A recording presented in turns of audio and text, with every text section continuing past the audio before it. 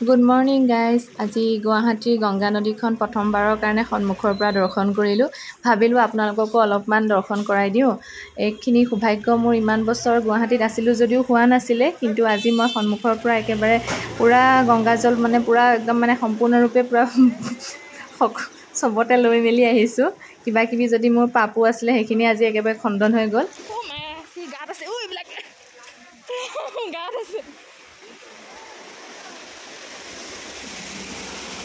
ডিউটিলৈ বুলি ওলাই আহোঁতে বানপানীখিনি দেখি মালৈ ফোন এটা কৰি দেখালোঁ। মা আজি চোৱা, একদম মই পূৰা পানীত সাঁতুৰি সাঁতুৰি ডিউটিলৈ আহিছোঁ।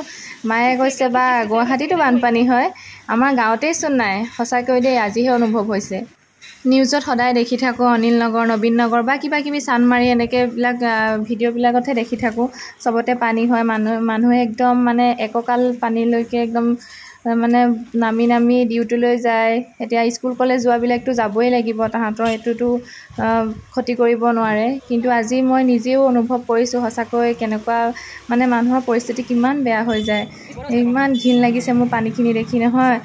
তাৰ মাজতে আকৌ মায়ে মোক কি কয়, বোলে তাত মাছ ওলাইছে চাগে ন? মই কৈছোঁ মাছ নহয়, তাত নলাৰ পৰা ওলাই অহা সেই কাৰোবাৰ ঘৰৰ চাগে লেট্ৰিনৰ পাইপৰ গুখিনিহে আহিছে। কিবাকৈ পানীত সাঁতুৰি সাঁতুৰি আহি মেলি অলপ দূৰ পিছত ৰিক্সা এখন পালোঁ। ৰিক্সাত উঠি মই এয়া ডিউটিৰ কাৰণে আহি আছোঁ। কি কৰিব আৰু, এয়াই আমাৰ কাম কৰা মানুহৰ কপাল। এতিয়াতো নিজৰ কামততো যাবই লাগিব, টাইমটো মেইনটেইন কৰিবই লাগিব। অলপমান কিবা কাৰণত যদি বৰষুণেই হওক বা পানী দুনিৰ কাৰণে যদি আমাৰ ৰাস্তাত অলপমান পলমো হয়, সেইখিনিতো হয়তো আমাৰ লেট ফাইন ভৰিব লাগিব, নহ'লে আমাৰ চেলাৰিয়ে কাটিব সম্পূৰ্ণ।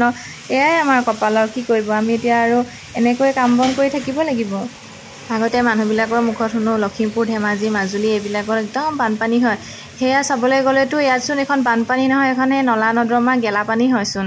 একদম গুৱাহাটী বুলি নামতহে দেই। গুৱাহাটী এইবিলাক বাৰু ঠিক ঠাক কৰিব নোৱাৰেনে এনেকুৱা সমস্যাবিলাক? আকৌ এবাৰ মোদী চৰকাৰ হৈছে নহয়, এইবাৰ চাগে গুৱাহাটীত বানপানী নোহোৱা হ'ব আৰু কিবাকৈ মানুহবিলাক ৰক্ষা পৰিব দেই।